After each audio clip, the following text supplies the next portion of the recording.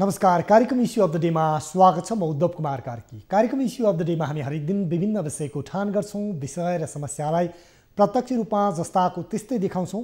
सँगसँगै हामी दूरदराजदेखि सिंहदरबारसम्मका हरेक विषयलाई समेट्ने प्रयास गर्छौं। नियामक निकायका अधिकारीलाई जिम्मेवार र जवाफदेही बनाउँछौं र नागरिकका समस्या समाधान गर्न प्रयासरत रहन्छौं। कार्यक्रम इस्यु अफ द डेमा आज हामी अमलेखगञ्ज मोतिहारी पेट्रोलियम पाइपलाइन बाट अब डिजेल मात्र आयात गर्दै आएको थियो, अब पेट्रोल पनि आयात गर्ने तयारी भइरहेको छ र आयल निगमको सुधार र आधुनिकीकरणको विषयमा आज हामी केन्द्रित हुनेछौँ। गत वर्षको भदौमा नेपालका प्रधानमन्त्री केपी शर्मा ओली र भारतीय प्रधानमन्त्री नरेन्द्र मोदीले संयुक्त रूपमा स्विच थिचेर अमलेखगञ्ज मोतिहारी पेट्रोलियम पाइपलाइन शुभारम्भ गरे। त्यसको 15 महिनापछि अब अमलेखगञ्ज मोतिहारी पेट्रोलियम पाइपलाइनबाट डिजेल र पेट्रोल दुवै आयात गरिने तयारी भएको छ।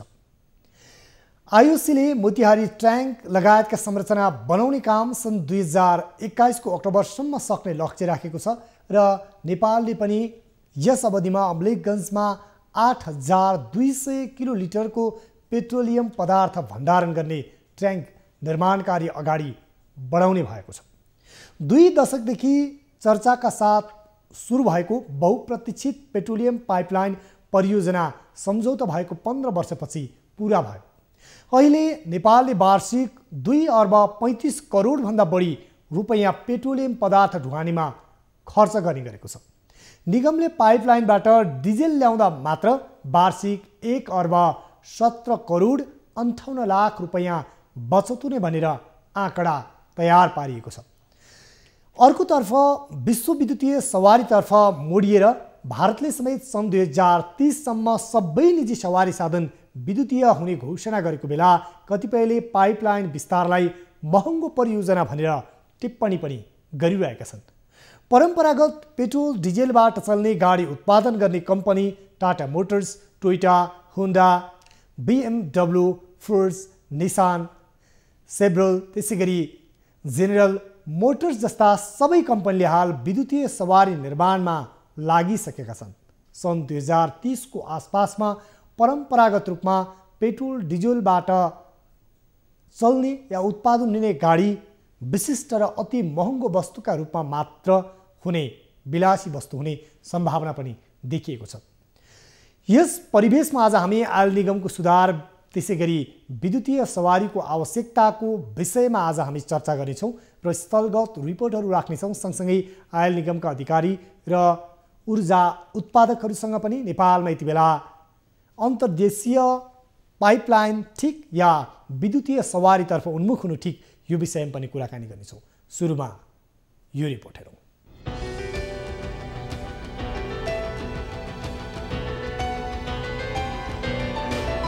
गत वर्ष भदौमा नेपालका प्रधानमन्त्री केपी ओली र भारतका प्रधानमन्त्री नरेन्द्र मोदीले संयुक्त रूपमा स्विच थिचेर अमलेखगञ्ज मोतिहारी पेट्रोलियम पाइपलाइन शुभारम्भ गरे।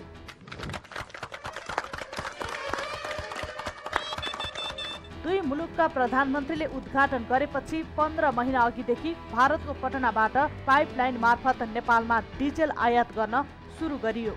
अब अमलेखगञ्ज मोतिहारी पेट्रोलियम पाइपलाइनबाट पेट्रोल समेत आयात गर्ने तयारी गरेको छ।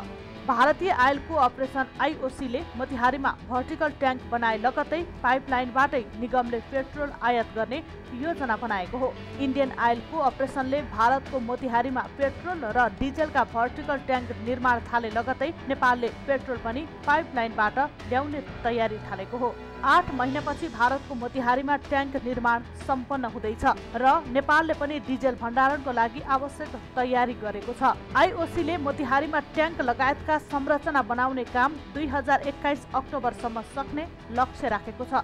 नेपालले पनि यस अवधिमा अमलेखगञ्जमा 8200 किलोलिटरको पेट्रोल भण्डारण ट्याङ्क निर्माण कार्य अघि बढाइने भएको छ र मोतिहारीबाटै पम्पिङ गरेर पेट्रोल ल्याइनेछ।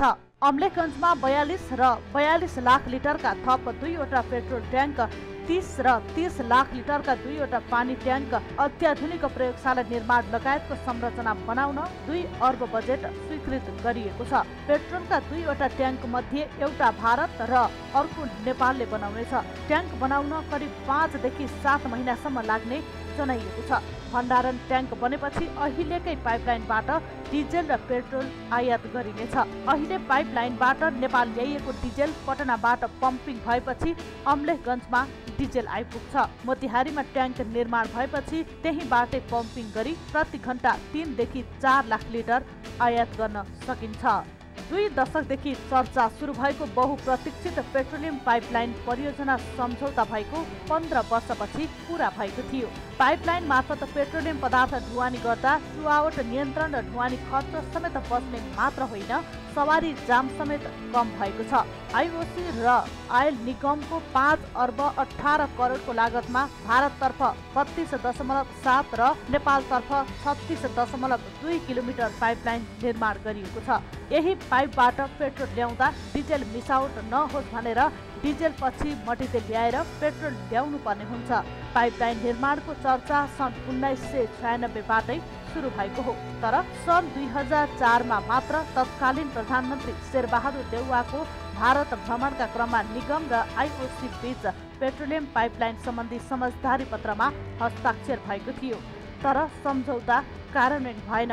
पुनः तत्कालीन प्रधानमन्त्री सुशील कोइराला र भारतीय समकक्षी नरेन्द्र मोदीको पहलमा 2015 अगस्त 24मा सम्झौता भयो। उक्त सम्झौताको आधारमा 2073 चैत्र 24मा प्रधानमन्त्री केपी शर्मा ओली र भारतीय समकक्षी मोदीले सन् 2020सम्म सम्पन्न गर्ने गरी पाइपलाइन बिछ्याउने कार्यको संयुक्त शिलान्यास गरे र 8 महिना अगाडि पाइपलाइन बिछ्याउने काम सम्पन्न भएर डिजेल आपूर्ति गर्न थालिएको छ।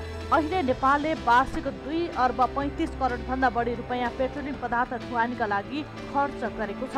निगमले पाइपलाइनबाट डिजेल ल्याउँदा वार्षिक 1 अर्ब 17 करोड 58 लाख रुपैयाँ बचत हुने भनेर आँकडा तयार पारेको छ। परम्परागत पेट्रोल डिजेल गाडी उत्पादकहरू के गर्दैछन्, तर विश्व विद्युतीय सवारीतर्फ मोडिएको र भारतले समेत सन् 2030सम्म सबै निजी सवारी साधन विद्युतीय हुने घोषणा गरिरहेको बेला कतिपयले पाइपलाइन विस्तारलाई महँगो परियोजना रहेको टिप्पणी पनि गरेका छन्। परम्परागत पेट्रोल डिजेलबाट चल्ने गाडी उत्पादन गर्ने company Tata Motors, Toyota, Honda, BMW, Ford, Nissan, Chevrolet, General Motors जस्ता सबै कम्पनी हाल विद्युतीय सवारी निर्माणमा लागिसकेका छन्। सन् 2030को आसपासमा परम्परागत पेट्रोल डिजेल गाडीको उत्पादन विशिष्ट र अति महँगो वस्तुका रूपमा मात्र हुने सम्भावना पनि देखिएको छ। यति बेला मुलुकमा पेट्रोलियम लाइनबाटै पाइपलाइनबाटै यति बेला इन्धन आपूर्तिको तयारी भइरहेको छ र नेपाल आयल निगमले विभिन्न सुधारका परियोजना पनि गरिरहेको छ र विशेष गरी अन्तर्देशीय पाइपलाइनको कुरा गर्ने हो भने नेपालमा अर्थात् साउथ एसियामै पहिलो पटक नेपाल भारत बीच इन्धन आपूर्ति गर्ने अन्तर्देशीय पाइपलाइन बनेको भने यति बेला बङ्गलादेश र भारतसँग पनि यो लाइन जोडिएको छ। यति बेला भने हामीसँग भरत रेग्मी हुनुहुन्छ, नेपाल आयल निगम प्रदेश नम्बर 2 का प्रमुख हुनुहुन्छ र उहाँसँग हामी कुराकानी गर्छौँ। भरत सर, यहाँलाई स्वागत छ इस्यु अफ द डेमा। नमस्ते, धन्यवाद। यति बेला नेपाल आयल निगमले विभिन्न सुधारका परियोजना अगाडि बढाइरहेको छ। यो अन्तर्देशीय जुन इन्धन आपूर्ति गर्ने पेट्रोल पाइपलाइन यतिखेर नेपाल भारतबीच बनेपछि झन्डै 15 महिनादेखि डिजेल आइरहेको छ। अब पेट्रोल आउने पनि तयारी भइरहेको छ। त्यसको लागि तपाईँहरूले विभिन्न जिल्लाहरूमा भण्डारण क्षमता बढाउने लगायतका काम पनि गरिराख्नु भएको छ। यो प्रदेश नम्बर 2 मा अलि बढी यतिखेर तपाईँहरूले जिम्मेवारी पनि लिनुभएको छ। के छ, कसरी सुधारको काम भइरहेको छ यो अन्तर्देशीय इन्धन आपूर्ति गर्ने पाइपलाइनको विषयमा जानकारी गराउनुहोस् न। धन्यवाद। वास्तवमा के छ भने यो हाम्रो 1 वर्ष अगाडि भाद्र महिनामा जुन हामीले चाहिँ पाइपलाइनबाट तेल ल्याउन जुन सुरु गऱ्यौँ र यो 1 वर्षको जुन हामीले अनुभव बटुल्यौँ र त्यसले गर्दाखेरि हामी अझ बढी हामी प्रोत्साहित भयौँ कि वास्तवमा पाइपलाइन भनेको त अत्यावश्यक हो होइन। अहिले सबभन्दा दक्षिण एसियाको जुन पहिलो पाइपलाइन हामीले नेपालमा ल्याउन सफल भयौँ। यसबाट हामीलाई जुन 1 वर्षमा भएको बचत होइन चुहावटमा भएको रोकावट सबैले गर्दाखेरि हामी अहिले मोटिभेट भएर अब यो योजनालाई बढाएर अब अम्लेगञ्जदेखि चितवनको लोथरसम्म पनि यो पाइपलाइनलाई बढाएर एक्सटेन्सन गरेर जाने चितवनमा भण्डारण गर्ने कामको लागि चाहिँ हाम्रो निगमको केन्द्रीय कार्यालयबाट के भयो भने 2034 भारत सन् 2034सम्म नेपालको पेट्रोलियम पदार्थको खपतलाई हामीले प्रोजेक्सन गर्यौँ। पहिला प्रोजेक्सन गर्दाखेरि त्यति बेलालाई हामी कमसेकम 1 महिनासम्मलाई मात्र भने तेल हामीले धान्नको लागि हामीसँग कति भण्डारण हुन्छ भन्ने खालको चाहिँ एउटा इस्टिमेट गरेपछि त्यसको आधारमा चाहिँ अहिले नेपाल आइल निगमले चाहिँ विभिन्न ठाउँमा जस्तो तपाईँको चाहिँ चितवनको लोथरमा करिब 1 लाख किलोलिटर 1 लाख किलोलिटर चाहिँ भनेको त 100 करोड भनौँ त्यति लिटर बराबरको चाहिँ हाम्रो भण्डारण। त्यसपछि यहाँ के अरे अम्लेगञ्जदेखि चितवनसम्मको पाइपलाइन अब यो पाइपलाइनको सर्वेको काम पनि सिद्धिसकेको छ र तपाईँको अहिले त राइट नाउ तपाईँले अपडेट खोज्नुभयो भने चाहिँ हामीले चितवनको लोथरमा चाहिँ हामीले सोइल टेस्ट गर्दैछौँ किनभने हामीले भारतीय आइल कर्पोरेसनको सहयोगबाट हामी त्यहाँको लेआउट पनि लगभग सबै डिजाइन पनि फाइनल भइसकेको छ लेआउट फाइनल भइसकेको छ सोइल टेस्ट गरेपछि फाइनल डिजाइन काममा पुग्छ। यो जुन पाइपलाइनको जुन विगत 1 वर्षको अनुभवले गर्दाखेरि वास्तवमा चाहिँ हामी के देख्यौँ भने चाहिँ सबैभन्दा राम्रो एकदम सरल एकदम सफल र एकदम कस्टिङको हिसाबले पनि सबैभन्दा कस्ट इफेक्टिभ भनेको पनि पाइपलाइन भेट्यो हामीले। त्यसले गर्दाखेरि चाहिँ यो 1 वर्षको अनुभवले गर्दाखेरि हाम्रो चाहिँ अहिले नेपाल आइल निगमले चाहिँ एउटा म्यासिभ रूपमा चाहिँ 2034 लक्ष्य राखेर चाहिँ भोलिका देशमा जुन विगतमा नेकपा हाम्रो नेपाली जनताहरूले जुन भोगेको जुन दुःख छ त्यसलाई पनि हामीले मध्यनजर गर्दै अहिले विभिन्न ठाउँहरूमा चाहिँ भण्डारणहरू बढाउने योजनामा हामी अगाडि बढिरहेका छौँ। यसको लागि चाहिँ विभिन्न ठाउँमा विशेष गरी प्रदेश 2 मा यहाँले नेतृत्व गरेकै स्थानहरूमा 12 जिल्ला लगायत झापा लगायतका क्षेत्रमा विशेष गरी झापामा पनि त्यहाँ अन्तर्देशीय पाइपलाइनको काम भइरहेको छ। 12 मा पनि त्यहाँ भण्डारण क्षमता बढाउनको लागि ट्याङ्कहरू निर्माणको काम भइरहेको छ। कति ट्याङ्क निर्माणको काम भइरहेको छ, कसरी काम हुँदैछ, कहिलेसम्म सम्पन्न गर्ने योजना छ, त्यो विषय पनि जानकारी गराउनुहोस् न। तपाईँलाई के छ अहिले हामी के बुझौँ भने हाम्रो प्रोजेक्टको नाम हो मोतियारी अम्लेगञ्ज पाइपलाइन परियोजना र के छ भने मोतियारीमा इन्डियन आइलको आफ्नो डिपो थिएन। खालि के थियो भने जुन पटनाबाट जुन तेल आउँछ त्यसलाई चाहिँ हामीले डाइभर्ट गरेर त्यहाँको माध्यमबाट यता ल्याउने गरिरहेका थियौँ।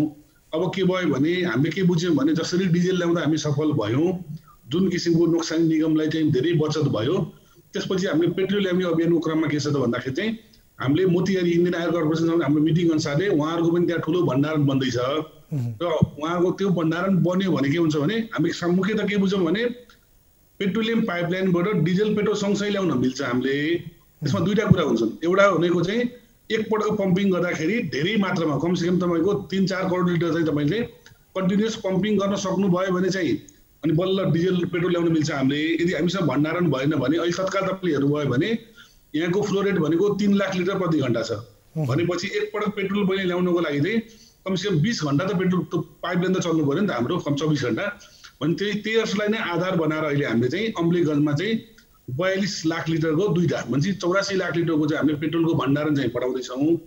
यसको यो अन्तर्गत तपाईँको चाहिँ अहिले हामीले चाहिँ इन्डियन आइलसँग पनि त्यो डिजाइनहरू सबै हामीले लिइसकेका छौँ र सोइल टेस्ट गरेर हामीले सोइल टेस्टको रिपोर्ट पनि पठाइसकेको छ।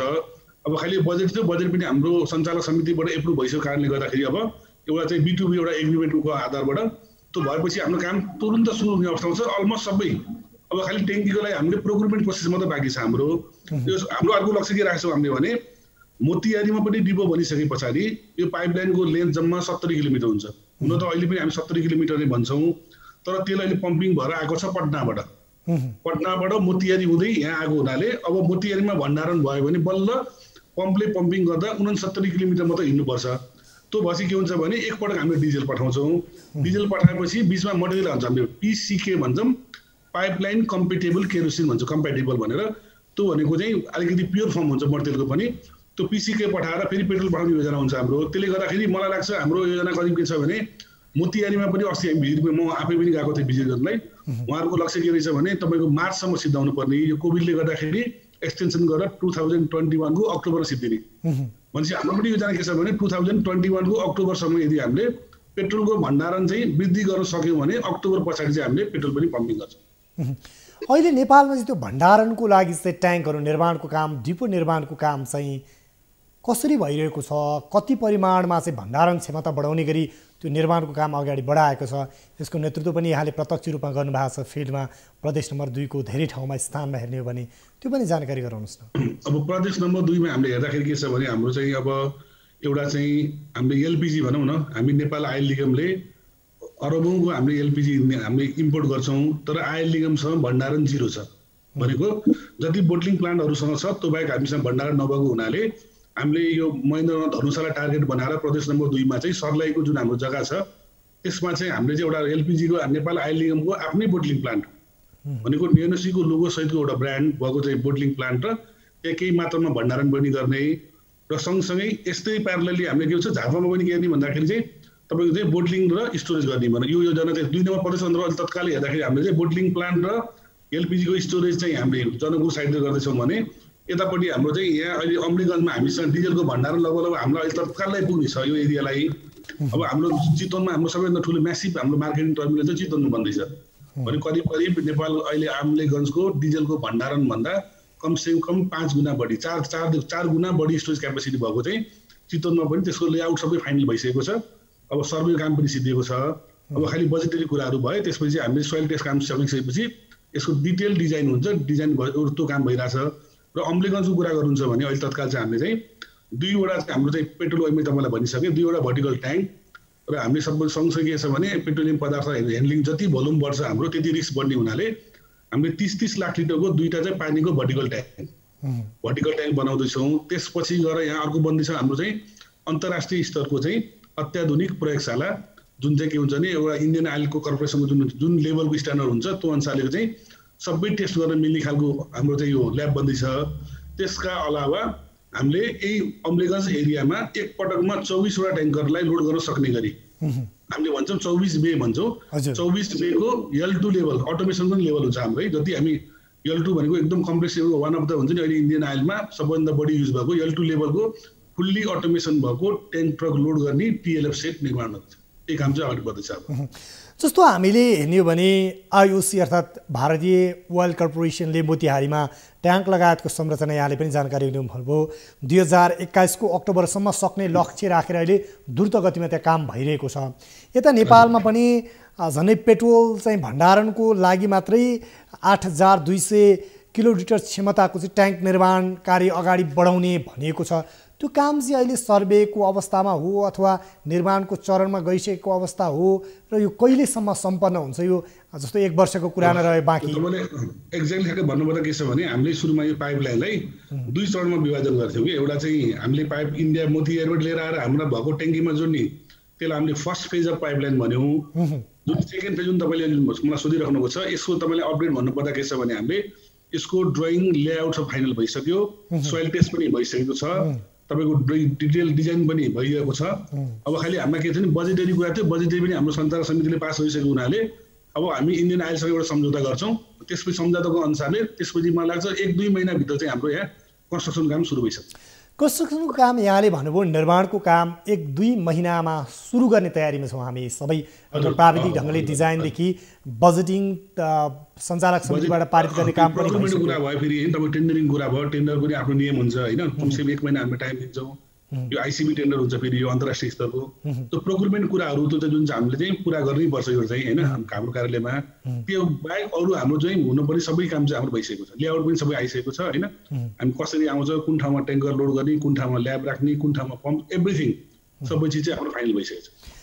यो चाहिँ अब यहाँले भन्नुभयो अब निर्माणको चरणमा हामी छौँ भन्नुभयो, 2 महिना पछाडि त निर्माणको चरणमा जान्छौँ। कति समयमा सम्पन्न हुन्छ नि यो संरचनाहरू? यो मलाई लाग्छ अहिले हाम्रो जुन अनुभव छ नि, हाम्रो अनुभव के छ भने अब अहिले हाम्रो बिचमा चाहिँ धेरै लामो समय चाहिँ हामीले चाहिँ नेपाल आइल निगमले चाहिँ एउटा हामीले क्यापासिटी इन्हान्समेन्ट हामीले गर्न सकिरहेका थिएनौँ।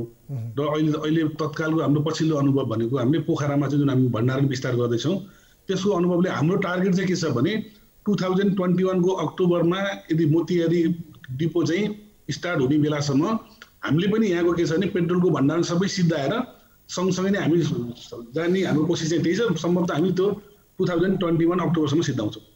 हस्, यहाँलाई यो समय संवाद र यो जानकारीको लागि धेरै धेरै धन्यवाद भारत सर। धन्यवाद तपाईँ पनि केही कुरा राख्न दिनुभयो। हस् धन्यवाद।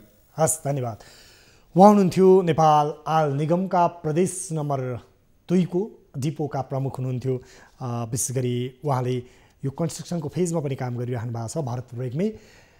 अब भने हामी पर्सातर्फ लाँदैछु यहाँलाई र विशेष गरी मोतिहारी अमलेखगञ्ज जुन अन्तर्देशीय पाइपलाइन छ पेट्रोलियम पदार्थको, त्यो पाइपलाइनबाट यति बेला पेट्रोल समेत आपूर्ति गर्ने काम सुरु गर्ने भएको छ र योभन्दा अगाडि डिजेल मात्र आपूर्ति गर्दै आएको थियो र त्यहाँ फिल्डमा के छ तयारी, कसरी काम भइरहेको छ यति बेला भने हाम्रा टिभी जर्नलिस्ट हरिशङ्कर शर्माले तयार पार्नुभएको यो स्थलगत रिपोर्ट हेरौँ।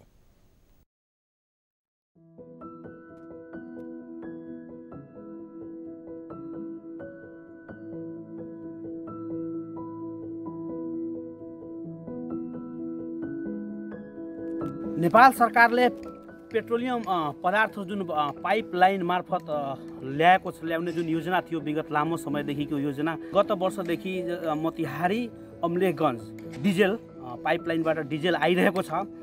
त्यसै गरी अब पेट्रोल पनि ल्याउने नेपाल सरकारको योजना अनुसार अहिले यहाँ प्रदेश नम्बर 2 को अमलेखगञ्ज स्थित प्रादेशिक कार्यालय नेपाल आयल निगमको प्रादेशिक कार्यालयले अब पेट्रोल पनि ल्याउने योजना सुरु गरिसकेको छ।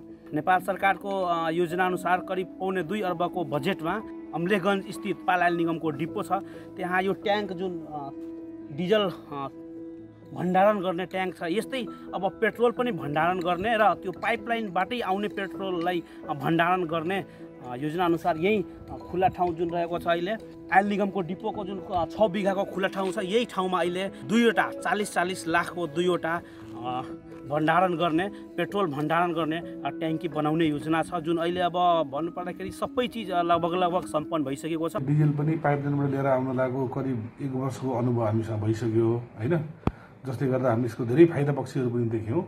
त्यसले गर्दाखेरि हामीले पाइपलाइन निर्माण गर्दाखेरि 2टा चरणमा हामीले निर्माण गरेका थियौँ। प्रथम चरण भनेको चाहिँ जुन अहिले डिजेल लिएर आयौँ, दोस्रो चरण भनेको चाहिँ अहिले हामीले पेट्रोल लिएर आउने योजना अन्तर्गत अमलेखगञ्ज डिपोभित्र करिब 6 बिघा जग्गा क्षेत्रफलमा चाहिँ पेट्रोलको 40 लाख लिटर प्रतिको दरले 2टा भनेपछि टोटल 80 लाख लिटरको पेट्रोलको हामी भण्डारण बढाउँदैछौँ।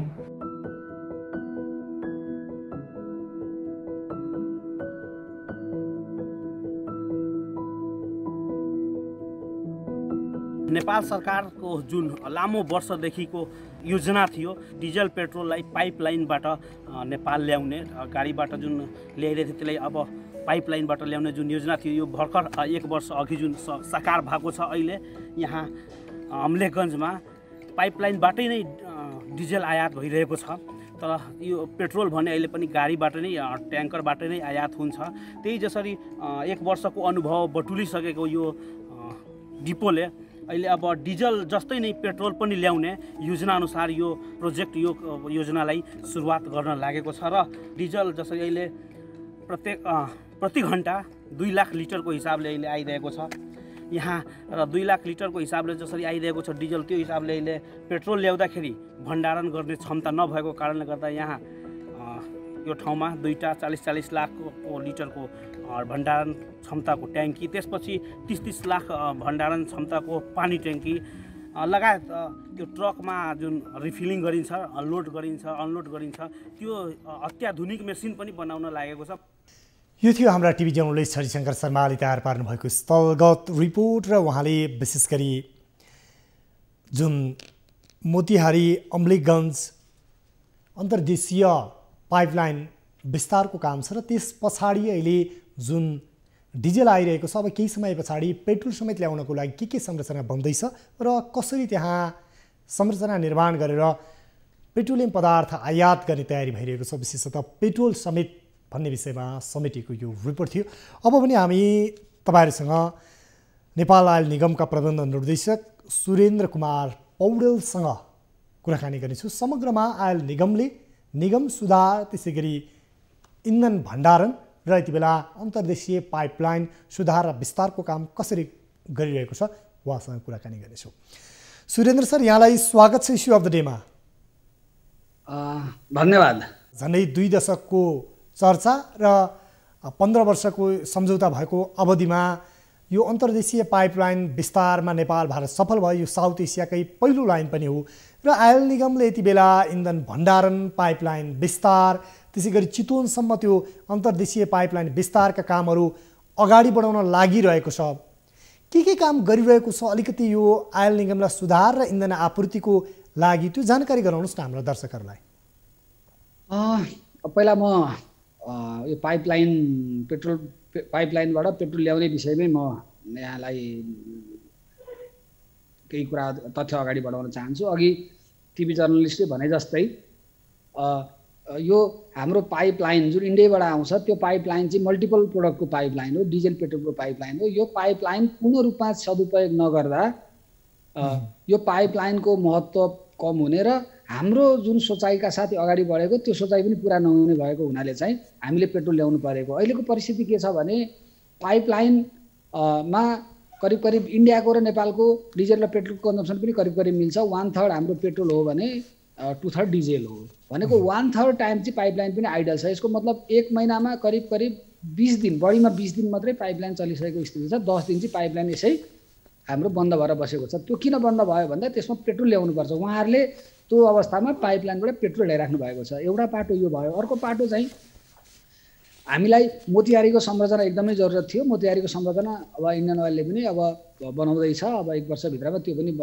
बन्ने अगाडि पुग्छ। त्यो भइसकेपछि हामीले चाहिँ पेट्रोलको पाइपलाइन पनि त्यही 1 वर्ष प्लसको टाइममा हामीले अगाडि बढाउनेको साथमा हामीले अगाडि बढेका छौँ। यो पाटो भयो। दोस्रो पाटो चाहिँ के हो भन्नुहुन्छ भने डिजेल पेट्रोल ल्याउँदाखेरि मिक्सिङको सम्भावना एकदमै धेरै भएको हुनाले चाहिँ हामीसँग अत्याधुनिक ल्याब पनि हुनुपर्दछ। जुन ल्याब हामीसँग अहिले छैन र त्यो ल्याब पनि हामी निर्माण र खरिदको प्रक्रियामा अगाडि बढिसकेको हुनाले यो सम्पूर्ण चिज हामीले एकैपल्ट अगाडि बढाएका छौँ र यसको मतलब फेरि डिजेल पेट्रोल अम्लीगञ्जमा आइसकेपछि हाम्रो पाइपलाइन पूर्ण रूपमा क्षमतामा सदुपयोग हुन्छ त, चल्छ त भन्ने विषय पनि फेरि अर्को महत्त्वपूर्ण छ। अब अहिले भारततर्फ हामीले सुरु गर्दाखेरि 2 लाख लिटर प्रति घण्टाको हिसाबमा तेल आउँथ्यो भने अब अहिले करिब करिब 2,50,000को हिसाबमा आउँछ। अर्को एक्स्ट्रा पम्प उहाँले थपिसक्नुभयो। पम्पिङको क्षमता पनि बढिसकेको स्थितिमा अब हामीसँग अम्लगञ्जको संरचनाले चाहिँ त्यो सबै पाइपलाइनको तेललाई बचत गरेर भण्डारण गरेर राख्नलाई धान्दैन। त्यसो भएको हुनाले हामीले यो पाइपलाइन एक्सटेन्सन गरेर चितवरको लोथरसम्म पुर्याउने र त्यहाँ भण्डारण गर्ने भन्नेका छौँ। त्यो पाटो पनि हाम्रो चाहिँ अन्तिम चरणमा पुगिसकेको छ। सर्वे भइवरी लेआउट प्लानहरू हामीले स्वीकृत गरिवरी अगाडि बढिसकेको स्थिति छ र अब त्यसको लागत अनुमान तयार गरेर प्रक्रियामा अगाडि जान्छ। यो चाहिँ अहिलेको पाइपलाइनलाई पूर्ण सदुपयोग गर्ने एउटा ठुलो माइलस्टोन हो, एउटा ठुलो हाम्रो सपना हो भने अर्को पाइपलाइन चाहिँ के हो भने हाम्रो देश लाम्चो छ, काँक्रो आकारको छ, पूर्व पश्चिम एकदमै लामो छ। त्यसो भएपछि हामीले चाहिँ अम्लेगञ्जको तेललाई झापा लगेर बेच्न, विराटनगर लगेर बेच्न धेरै कस्ट पर्छ। यहाँबाट करिब 250 किलोमिटर पर्छ। त्यही पाइपलाइन सिलगढीबाट ल्यायो भने उति 100 किलोमिटरमा हुन्छ हेर्नुहोस् होइन। त्यसो भएपछि हामीलाई त्यहाँ ठुलो बचत भएको हुनाले त्यो पूर्वी भेगलाई चाहिँ कभर गर्ने गरी हामीले चाहिँ झापाको पाइपलाइनको परिकल्पना गरेका हौँ र त्यसमा पनि सर्वे सकिसकेको छ। इन्डियातर्फको 25 किलोमिटर र नेपालतर्फको 15 किलोमिटर पनि तेल ल्याउन सकिन्छ, यो बाटोबाट चाहिँ पाइपलाइन गाड्न सकिन्छ भन्ने हिसाबको निर्गोल हाम्रो प्राविधिक टोलीलाई भइसकेको विषयवस्तु छ। अब भण्डारणको कुरा गर्दा चाहिँ अब फेरि पाइपलाइन ल्याएर मात्रै पनि हुँदैन। पाइपलाइन ल्याएर कमसेकम पनि पाइपलाइनको 7 देखि 10 दिनसम्मको चाहिँ तपाईँको इनपुट चाहिँ कमसेकम पनि बेसिक लेभलमा त्यहाँ हुनैपर्छ हामीसँग होइन। त्यो भएपछि तपाईँलाई के भयो भने हामीले त्यहाँ चाहिँ 40,000 किलोलिटरको भण्डारण चाहिँ झापामा बनाउने भनेर हामीले योजना अगाडि बढाइसकेका छौँ। अब अर्को चाहिँ भण्डारणकै विषयमा जाँदाखेरि अर्को चाहिँ हामीले एलपिजी, हामी हेर्नु सबै हामीलाई ग्यास भनेको आजको दिनमा लाइफ लाइन हो। बरु पेट्रोल त एक दिन भएर पैदल हिँड्नुलाई साइकल चढ्नुलाई, तर ग्यास भएन भने त आजको दिनमा हाम्रो भनौँ न मुखमा खानेकुरो त पस्दैन, माड लाग्दैन। त्यो भएपछि चाहिँ हामीसँग ग्यासको पाइप भण्डारण हामीसँग हुनुपर्छ भन्ने हिसाबले गर्दा हामीले झापामा करिब 4000 किलोलिटर क्षमताको ग्यासको भण्डारण र हामीले 2 नम्बर प्रदेशमा सर्लाहीमा हामीले प्लान गरेको जनकपुरमा हो, तर जनकपुरको हाम्रो जग्गामा अलिकति प्राविधिक समस्या आएको कारणले गर्दा हामी त्यो चाहिँ सर्लाहीमा सार्ने भन्ने हिसाबले तयारी गर्दैछौँ। यसको हिसाबमा चाहिँ काम अगाडि बढिसकेको छ। अन्तर्राष्ट्रिय परामर्शदाता नियुक्ति भइवरी सर्वे र डिपिआरको काम सुरु भइसकेको छ। यहाँले यो जानकारी गराइरहँदा यति बेला यो चुहावट नियन्त्रण, त्यसै गरी वार्षिक ठुलो धनराशि चाहिँ बचत हुने कुरा गरिएको थियो। विशेष गरी 17 करोड 58 लाख रुपैयाँ चाहिँ वार्षिक चाहिँ 1 अर्ब 17 करोड 58 लाख चाहिँ जुन इन्धन ल्याउँदा खर्च हुन्छ त्यो बचत हुने आँकडा पनि निकालिएको थियो। आर्थिक दृष्टिकोणबाट चाहिँ पाइपलाइनबाट यो इन्धन आपूर्ति गर्दा नेपालको वार्षिक आय निगमको कति रकम बचत हुन्छ? यो चाहिँ कस्तो भने तपाईँले भनेको भन्दा बचत बढी नै हो, बढी नै छ र यो विषय चाहिँ हामीले मूल्यमा समायोजन गर्दाखेरि यो चाहिँ बचत चाहिँ कन्ज्युमर सरप्लसको हिसाबमा अगाडि बढ्छ। यो चाहिँ यो यति बच्यो भन्दा पनि हाम्रो आयल निगमको नाफा त हामी नाफा कस्ट नै हामीले घटाउँछौँ यसको कारणले, त्यसैले कस्टमै यो इन्क्लुड भइसकेको स्थिति छ। होइन भने हाम्रो भाउ पनि 2 रुपियाँ 3 रुपियाँले बढी नै हुन्थ्यो, एउटा भयो। त अब यो पल्ट चाहिँ तपाईँले भने जस्तो ठ्याक्कै कति रुपियाँ बच्यो भन्दा चाहिँ कोभिडको इम्प्याक्टले हाम्रो त 1/3 त कन्जम्सन भयो नि विगत 9 महिनामा होइन। त्यसो भएको हुनाले जुन हिसाबले हामीले डाटा जुन हिसाबको सेभिङ हुन्थ्यो त्यो चल्दै नचलेर पेट्रोलियमको खपत नै घटेको कारणले गर्दा त्यति त त्यो फिगर चाहिँ हामीले कम्पेरिजन गर्न सकिँदैन। तर फुल फ्लेजमा आयो भने त्योभन्दा ठुलो बचत हुन्छ। हामीले अनुमान गरेको 1.5 अर्ब रुपियाँ 1.25 अर्बभन्दा बढी नै बचत हुन्छ यसमा। अझ पाइपलाइन पूर्ण क्षमतामा चल्दाखेरि त्यो बचत भनेको तपाईँले हामीले के बुझौँ भने हाम्रो जम्मा पेट्रोलियम पदार्थको ढुवानी कति हो भन्दा पेट्रोलियम पदार्थको टोटल ढुवानी कस्ट भनेको 5 अर्ब हो यो डिजल पेट्रोलको होइन। अब 5 अर्बको ढुवानीमा नेपालतर्फको भनेको 40% हो भने इन्डियातर्फको 60% हो होइन। त्यसो हुँदाखेरि त्यसै पनि 5 अर्बको 60% 3 अर्बको बचत त तपाईँलाई हाम्रो हातैमा छ यदि पाइपलाइन पूर्ण रूपमा सञ्चालन गर्ने हो भने होइन। त्यो भएको हुनाले चाहिँ बचत छ। त्यो बचत त निगमको बचत त आफ्नो ठाउँको, राष्ट्रिय बचत कति छ भनौँ न, हामीले ट्याङ्कर थप्नु पर्दैन। अब 10 वर्ष पनि हामी ट्याङ्कर थप्दैनौँ नयाँ, 3 ट्याङ्कर चल्छन्। त्यसको बचत कति भयो, ट्राफिक जाम कति भयो, बाटो कति भयो, बाटो कति बस्यो, यी सबै चिजको हिसाब हेर्दाखेरि चाहिँ यो बचत भनेको चाहिँ रुपियाँमा गन्ने विषय पनि भएन एउटा कुरो। अर्को कुरो भनेको चाहिँ म जहिले भन्ने गर्दछु प्रविधिको नाफा नोक्सानमा हिसाब हुँदैन होइन। अब हामीले नोकियाको सानो फोन चलाउँदा अहिले स्मार्टफोनमा पुगिसक्यौँ, हामी अब एप्पलको 12मा पुगिसक्यौँ होइन। त्यसो भए सबै प्रविधि हो। स्वाद नियन्त्रणदेखि यसका बहुआयामिक फाइदा छन्। यहाँले भन्नुभयो जस्तै बाटोमा सवारी जामका कुरादेखि लिएर ट्याङ्करमा खर्चदेखि लिएर विविध विषयहरू छन्। अर्को विषय चाहिँ अब कहिलेदेखि यो पाइपलाइन कम्प्लिट भएर भारतबाट ट्याङ्करमा इन्धन बोक्ने काम बन्द हुन्छ भन्ने धेरैको चासो पनि छ। यति बेला यहाँहरूले जुन आयल निगमलाई सुधार गरेर अगाडि बढाइरहनु भएको छ, जुन प्रविधि मैत्री र अन्तर्देशीय पाइपलाइन विस्तारको काम धमाधम अगाडि बढ्दै गर्दा अब यो पेट्रोल र मट्टितेल समेत चाहिँ पाइपलाइनबाटै आपूर्ति हुने अवस्था सृजना भइरहँदा त्यतातर्फ यहाँहरू उन्मुख भइरहँदा यो चासो पनि छ। कहिलेबाट हामी भारतबाट ट्याङ्करमा तेल ल्याउन अब बन्द गर्ने अवस्थामा पुग्छौँ? अब आजको दिनमा हामीले ठ्याक्कै भन्नुपर्दा अम्लेखगञ्ज र काठमाडौँ क्षेत्रमा डिजेल हामीले नेपालबाटै अम्लेखगञ्जबाटै ल्याइरहेको स्थिति छ भने विराटनगरको पनि बहुसङ्ख्यक धेरै जसो चाहिँ हामीले पाइपलाइनबाट लिएर आइरहेका छौँ। भैरवाभन्दा उताको क्षेत्रमा चाहिँ हाम्रो पाइपलाइनबाट तेल ल्याउनुभन्दा इन्डियाबाटै ट्याङ्करमा तेल ल्याउन सस्तो पर्छ। अल्टिमेटली हामीले नाफा नोक्सान पनि त हेर्नुपर्छ नि होइन, हेर्नुपर्छ। त्यसो हुँदाखेरि झापाको पाट र विराटनगरको केही अंश छोडेर पेट्रोलको डिजेलको हकमा हामी पुरै जस्तो पाइपलाइनबाट हामीले डिजेल सप्लाई गरिरहेका छौँ। अब पेट्रोल आइसकेपछि पनि करिब यही हिसाबमा अगाडि बढ्दछ भनेको काठमाडौँको बहुसङ्ख्यक भाग र कोशीसम्मको पूर्वको भागमा हामीलाई यताबाट डिजेल पेट्रोल लानलाई सस्तो पर्छ। त्यो अवस्थासम्म हामी अम्लेखगञ्जको पेट्रोल लान्छौँ भने उतापट्टि दाउन्नेसम्म चितवन र अगाडि दाउन्नेसम्मको पाटोमा हामीलाई सस्तो पर्छ पेट्रोल। र जब हाम्रो यो चाहिँ पाइपलाइन अगाडि बढेर चितवनसम्म पुग्छ त्यसपछि करिब भैरवाको आसपासको एरिया दाउन्ने एरियाको क्षेत्रसम्म अथवा भैरवाकै पूर्वपट्टिको भागसम्मको पेट्रोलियमको ढुवानी हामीलाई अम्लेखगञ्जबाट सस्तो पर्छ। त्यो हुँदाखेरि चाहिँ हामी धेरै जसो भनौँ न देशकै करिब 70% जति खपत चाहिँ हामी पाइपलाइनबाट पुरा गर्छौँ। यहाँले यो महत्त्वपूर्ण जानकारी गराइरहँदा हामीसँग समय पनि अलिकति कम छ।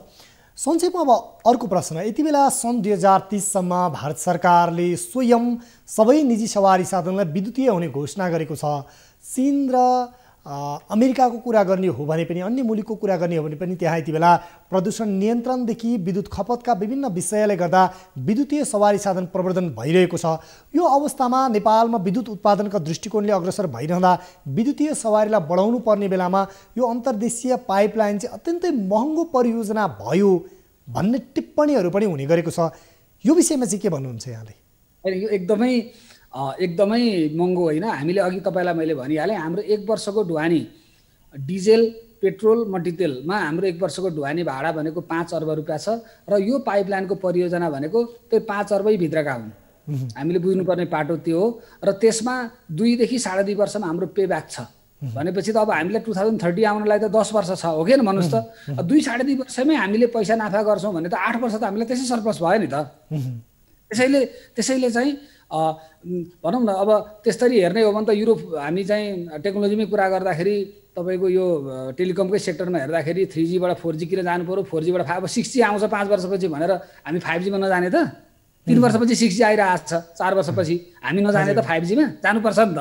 त्यसैले यो प्रविधिसँग त तपाईँको डे बाई डे जानु अगाडि बढ्नुपर्छ। यसमा चाहिँ यो दिनमा यो आउँछ, यो दिनमा यो आउँछ भन्ने होइन। तर अल्टिमेटली के हो भने हाम्रो नाफा नोक्सान छ कि छैन, हामीलाई चाहिँ नोक्सान छ कि छैन त्यो हेर्ने विषय हो। र पाइपलाइनको हाम्रो कुनै पनि एक्सटेन्सनको पेब्याक भनेको विदिन 3 इयर्स हो। हस्, यहाँलाई यो समय महत्त्वपूर्ण जानकारी र संवादको लागि धेरै धेरै धन्यवाद सुरेन्द्र सर। धन्यवाद, नमस्कार। उहाँ हुनुहुन्थ्यो सुरेन्द्र कुमार पौडेल, प्रबन्धक निर्देशक नेपाल आयल निगमको। र हामी कार्यक्रम इस्यु अफ द डेमा छौँ र कार्यक्रम इस्यु अफ द डेमा आज हामी पाइपलाइनबाटै इन्धन आपूर्ति भन्ने विषयमा केन्द्रित छौँ। यति बेला भने एउटा ब्रेक। हामी कार्यक्रम इस्यु अफ द डेमा छौँ र कार्यक्रम इस्यु अफ द डेमा आज हामी पाइपलाइनबाटै इन्धन आपूर्ति भन्ने विषयमा केन्द्रित छौँ। र पछिल्लो समय आयल निगमले विभिन्न सुधारको काम गरिरहेको छ र अन्तर्देशीय पेट्रोलियम पदार्थ आपूर्ति गर्ने पाइपलाइन विस्तारको काममा द्रुत गतिमा यति बेला आयल निगम केन्द्रित भएको छ। र हामीले यसअगाडि आयल निगमका प्रबन्ध निर्देशक र प्रदेश नम्बर 2 का डिपो प्रमुखसँग पनि पाइपलाइन विस्तार र भण्डारण क्षमता अभिवृद्धि र विस्तारको काममा के कस्तो प्रगति भइरहेको छ भन्ने विषयमा केन्द्रित रहौँ। र अम्लेखगञ्ज मोतिहारी पाइपलाइन विस्तारको कामलाई नेपालको चितवनसम्म ल्याउने गरी यति बेला काम अगाडि बढिरहेको छ। र विशेष गरी यति बेला झापा जिल्लामा पनि सिलिगुडीबाट, भारतको सिलिगुडीबाट झापासम्म अन्तर्देशीय त्यहाँ पनि पाइपलाइन मार्फत इन्धन आपूर्ति गर्नको लागि पाइपलाइन विस्तारको काम सुरु हुन लागेको छ। र झापा र सिलिगुडीमा विशेष गरी त्यहाँ ग्यास आपूर्ति गर्न समेत पाइपलाइन विस्तारको काम अगाडि बढेको छ। यति बेला भने हाम्रा टिभी जर्नलिस्टले झापाबाट पठाउनु भएको यो रिपोर्ट हेरौँ। भारतीय टोलीले प्रारम्भिक रेखाङ्कनको काम सम्पन्न गरेसँगै नेपाल भारत दोस्रो अन्तर्देशीय पेट्रोलियम पाइपलाइन विस्तारको काम सुरु गर्न तयारी थालिएको हो। भारत पश्चिम बङ्गालको सिलिगुडीदेखि झापाको 4 आलीसम्म निर्माण हुन लागेको करिब 50 किलोमिटर लामो पाइपलाइन निर्माण स्थलको अवस्थाबारे नेपालको संसदको उद्योग, श्रम तथा उपभोक्ता हित संरक्षण समितिको टोलीले समेत स्थलगत अवलोकन गरेको छ। टोलीले पाइपलाइन बिछ्याउने विकल्पबारे पनि जानकारी लिएको छ। पाइपलाइन विस्तारका लागि सर्वेको काम सकिएको र भण्डार गृह निर्माण गर्न समेत परामर्शदाता चयन भइसकेको नेपाल आयल निगमको भनाइ छ। पाइपलाइनको परियोजना चाहिँ नेपाल भारतको द्विपक्षीय त्यसमा पर्छ, किन क्रस कन्ट्री पाइपलाइन छ नि त, बोर्डर जोडिनुपर्छ। त्यसको पनि कार्य अगाडि बढिरहेको छ। एलपी ग्यास निर्माण र भण्डारण निर्माण चाहिँ निगमको आफ्नै कार्यक्रम भएको हुनाले र यसमा चाहिँ दुई देशीय कुनै पनि स्थिति नभएको हुनाले यसको चाहिँ हामी अगाडि बढाउँछौँ र परामर्शदाता नियुक्ति गरी यसको डिटेल इन्जिनियरको काम भइरहेको छ। यो पाइपलाइन निर्माण भएको खण्डमा भारतसँग अन्तर्देशीय इन्धन आयात गर्ने दोस्रो पाइपलाइन हुनेछ। अम्लेखगञ्ज मोडालिटीबाटै निर्माण हुने पाइपलाइन करिब 16 महिनाभित्र सम्पन्न गर्ने लक्ष्य आयल निगमको छ। करिब 50 किलोमिटर लामो पाइपलाइनको 35 किलोमिटर भाग भारतीय र 15 किलोमिटर नेपाली भूभागमा पर्ने निगमका मेकानिकल इन्जिनियर तथा निर्देशक वीरेन्द्र कुमार गोइतले बताउनुभयो। इस्ट वेस्ट हाइवेमा 31 मिटर सडक विभागको नर्म्स अनुसार 31 मिटरमा पाइपलाइन उछाउनु पर्ने हो भन्ने 31 मिटर त्यो जग्गा चाहिँ सडकको छेउछाउ क्लियर हुनुपर्ने देखिन्छन्। एउटा त्यो हो र यता चाहिँ 25 मिटर मेन टेक्निकल त्यो हो। र अर्को कुरो, हामी जुन स्टोरेज बनाउँदाखेरि कन्सेप्ट नोट तयार भएको छन्। कन्सेप्ट नोट बनाएको कति बनाउने त भन्दाखेरि 41,000 केएल 41,000 केएल स्टोरेज क्षमता चाहिँ हाम्रो यो झापाको ल्यान्डमा 23 बिघामा बनाउने भन्ने योजना रहेछ। निगमले अहिले पाइपलाइनलाई पूर्व पश्चिम राजमार्गको दायाँ र बायाँ भाग प्रयोग गर्ने या मेची पुल दक्षिणको जमिनबाट सोझै 4 आली जोड्ने विकल्पबारे छलफल गरिरहेको छ। निगमले 4 आलीमा पाइपलाइन आयोजना र एलपीजी ग्यास भण्डार गृह निर्माण गर्न 62 करोड 63 लाख रुपैयाँ खर्चेर 23 बिघा 3 कट्ठा 13 धुर जग्गा खरिद गरिसकेको छ। आयल निगमका अनुसार 4 आलीमा करिब 4000 मेट्रिक टन क्षमताको एलपीजी ग्यासको भण्डार समेत निर्माण गरिनेछ। यो प्लान्टको एलपीजी ग्यासले प्रदेश 1 लाई 50 दिनसम्म पुग्न सक्छ। त्यस्तै यो पाइपलाइन विस्तार भएको खण्डमा प्रदेश 1 र प्रदेश 2 का सम्पूर्ण जिल्लालाई इन्धनको आपूर्ति सहज हुने निगमको विश्वास छ। झापाबाट टिभी जर्नलिस्ट राजु पौडेलको रिपोर्ट। यो थियो ढापाबाट हाम्रा टिभी जर्नलिस्ट राजु पौडेलले पठाउनु भएको रिपोर्ट। र दोस्रो अन्तर्देशीय लाइन विस्तारको काम पनि भइरहेको छ पेट्रोलियम पदार्थको लागि। र विशेष गरी यसरी पेट्रोलियम पदार्थको लागि अन्तर्देशीय पाइपलाइन विस्तारको काम भइरहँदा के समय टिप्पणी हुन थालेको छ भने यति बेला विश्व नै विद्युतीय सवारी साधनतर्फ अगाडि बढिरहेका छन् र नेपाल पनि विद्युत उत्पादनको दृष्टिकोणले अपार सम्भावना बोकेको मुलुक हो। त्यसैले यो ठुलो लगानी गरेर अन्तर्देशीय पाइपलाइन र संरचना बनाउनुको साटो विद्युतीय सवारी साधनलाई बढावा दिनुपर्ने आवाज पनि उठिरहेको छ र नेपालमा विद्युत उत्पादन पनि बढिरहेको छ। सन् 2030 सम्म भारतले सबै निजी सवारी साधनलाई विद्युतीय सवारी साधन बनाउने घोषणा गरेको छ भने भारतले दैनिक अहिले 73 करोड 14 लाख लिटर कच्चा तेल खपत हुन्छ र त्यसमध्ये पनि करिब 7% पेट्रोल र 70% डिजेल चाहिँ यातायातमा खर्च हुने गरेको छ भने चीनले हालसम्म त्यहाँ विभिन्न सहरहरूमा 16,000 बस र 22,000 ट्याक्सी सबै विद्युतीय चलाएको छ भने 4 वर्ष यता 1 खर्ब अमेरिकी डलर बराबरको विद्युतीय सवारी साधनलाई अनुदान दिएर चार्जिङ स्टेसन बनाएको पाउँछौँ। त्यसै गरी 2020मा 20 लाख र सन् 2025 मा 50 लाख विद्युतीय सवारी साधन बिक्री हुने चीनको प्रक्षेपण छ। उता अमेरिकामा हेर्ने हो भने हामीले सन् 2011 मा 17,000 विद्युतीय सवारी साधन बिक्री गरेको अमेरिकाले 18 मा 3,61,000 भन्दा बढी विद्युतीय सवारी साधन बिक्री गरेको छ भने त्यसै गरी विभिन्न कम्पनीहरूले 2 अर्ब 31 खर्ब अमेरिकी डलर बराबरको पेट्रोलियम पदार्थमा हुने जुन लगानी समेत वार्षिक रूपमा बचत हुने र यति बेला अमेरिका समेत ठुलो परिमाणमा विद्युतीय सवारी साधन वातावरण मैत्री समेत हुने भएकोले त्यो उत्पादनमा लागि परेको छ। यही सेरोफेरोमा यति बेला हामीसँग शैलेन्द्र गुरागाई ऊर्जा उद्यमी हुनुहुन्छ, उहाँसँग थप कुराकानी गर्नेछौँ। शैलेन्द्र सर, यहाँलाई स्वागत छ इस्यु अफ द डेमा। हजुर नमस्कार।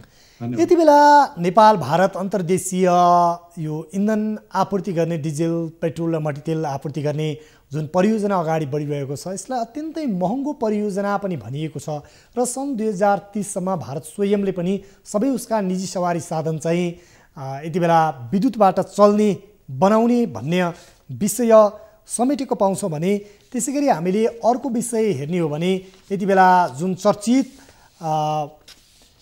सवारी उत्पादन कम्पनीहरू छन् Tata Motors, Toyota, Honda, BMW, Force, Nissan, सेब्रल, जेनरल यस्ता मोटर कम्पनीहरू पनि यति बेला विद्युतीय सवारी उत्पादनमा लागिरहेका छन्।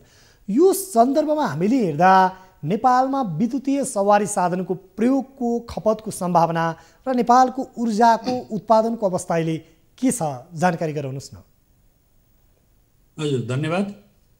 अब मैले भन्नुभन्दा पहिले नै नेपाल, भारत, चीन, अमेरिकाका यो क्लिन इनर्जीमा र विद्युतीय यातायातमा विद्युतीय साधनमा कसरी एग्रेसिभली आइरहेका छन् भन्ने कुराको फेयर स्टप प्रस्तुत गरिसक्नु भएको छ र दर्शक र श्रोताहरूले यो कुरा सुनिसक्नु पनि भएको छ।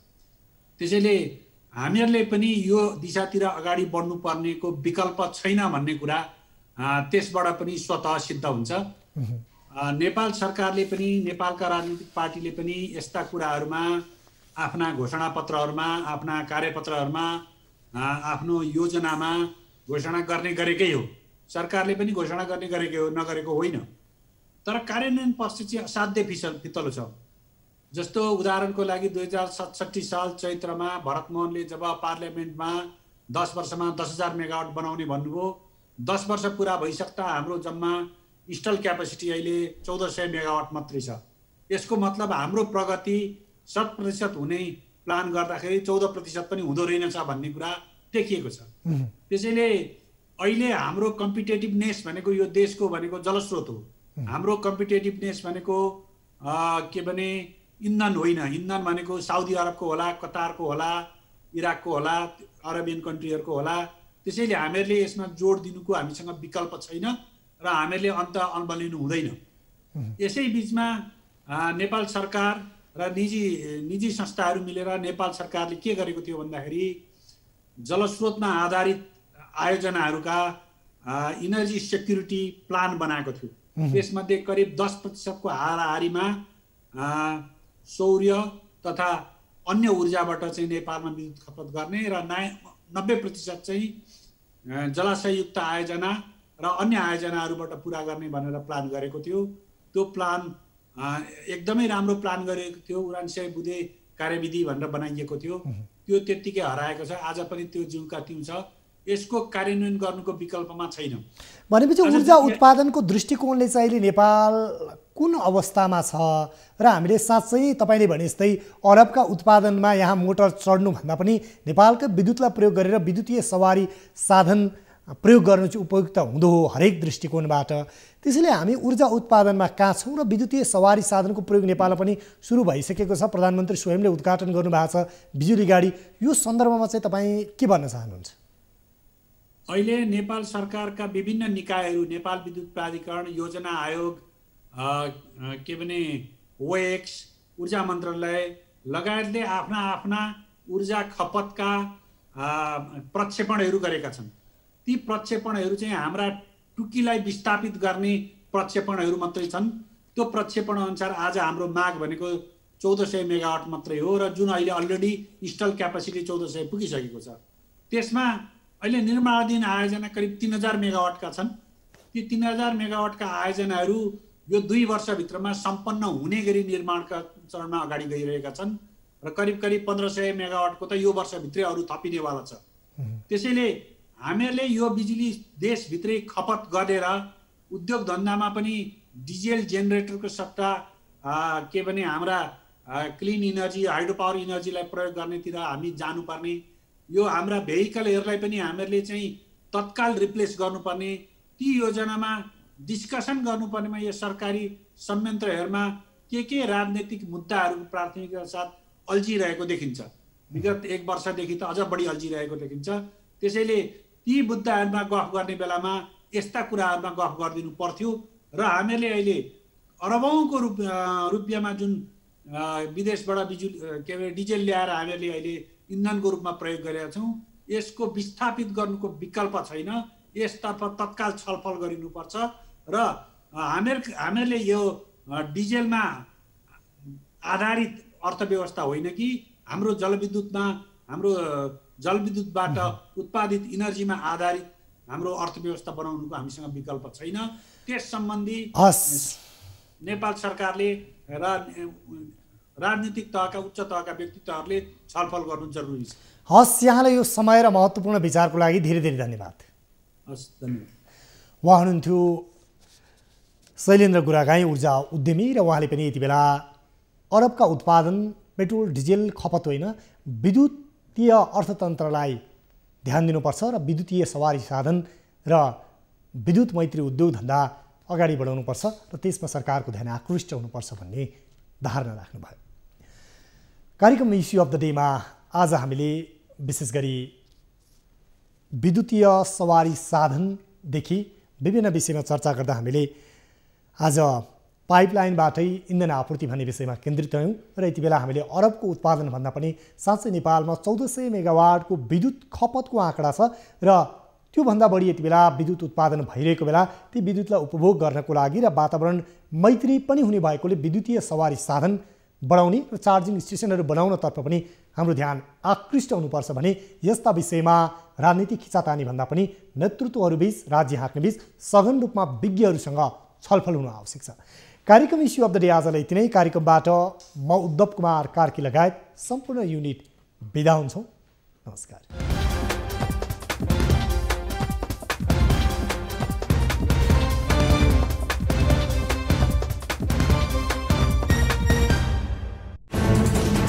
कोरोनाले सृजना गरेको सङ्कटमा पल पलका न्युज अपडेट र हर क्षेत्रको कभरेजका लागि न्युज 24 नेपाल युट्युब च्यानललाई सब्स्क्राइब गर्नुहोला।